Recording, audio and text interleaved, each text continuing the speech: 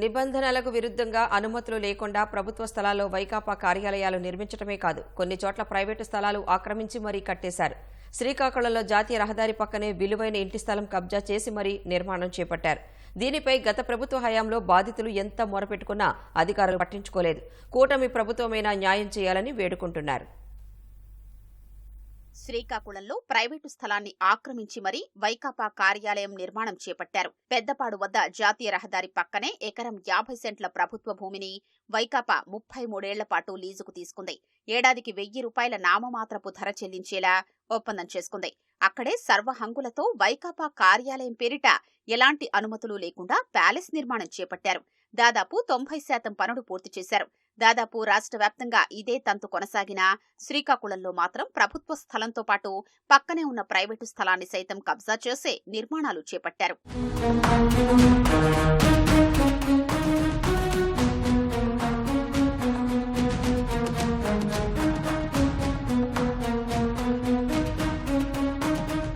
వైకాపా కార్యాలయం నిర్మాణం చేపడుతున్న భూమి పక్కనే ఉపాధ్యాయ సంఘానికి చెందిన లేఅవుట్లున్నాయి. వీటికి సంబంధించిన 30 సెంట్ల భూమిని సైతం కలిపేసుకుని చుట్టూ ప్రహరీ గోడ నిర్మించారు. ప్రభుత్వం నుంచి ఎకరం 50 సెంట్ల స్థలం మాత్రమే లీజుకు తీసుకుని దాదాపు 2 ఎకరాల్లో నిర్మాణం చేపట్టారు. కోటబొమ్మాళికి చెందిన విశ్రాంత ఉపాధ్యాయుడు వెంకటరమణకు చెందిన 5.5 సెంట్ల భూమిని సైతం కలిపేసుకున్నారు. గతేడాది దీనిపై పోలీసులకు, రెవెన్యూ అధికారులకు ఫిర్యాదు చేయగా పట్టించుకోలేదని బాధితుడు వాపోయాడు. నేను 1993లో ఆంధ్రప్రదేశ్ ఉపాధ్యాయ సంఘం అనేటటువంటి సంఘం వేసినటువంటి వెంచర్లో 300 స్థలాల్లో నేను 238 నెంబర్ గల స్థలం మొత్తం విస్తీర్ణం 5.5 సెంట్లు నేను 93లో రిజిస్ట్రేషన్ చేసుకోవడం జరిగింది. జూలైలో ఇదేమో ఇక్కడ నిర్మాణం జరుగుతుంది, మన సైట్ కట్టేట్ చేశాను అనుకుని మళ్ళీ అదే సర్వే నేను పట్టుకొని రావడము, నా సైట్ ఇలాగ అయిపోవడం జరిగింది. వెంటనే నేను పోలీస్ కంప్లైంట్ ఇచ్చేసి ఎంఆర్ఓ దగ్గరికి ఇలాగ పలానా నా సైట్ నెంబర్ 238 అది కట్టేస్తాను సార్ అని చెప్తే, నువ్వు అవి నాకు అడిగి కట్టావా, ఎవడికి అడిగి కట్టావా అని చెప్పి ఆ ఎంఆర్ఓ సర్వే రఘు మెయిన్ వాళ్ళిద్దరి వల్లే నాది కబ్జా అయిందండి. మరి లాభం లేదని అప్పుడు కోర్టులో వేశాను.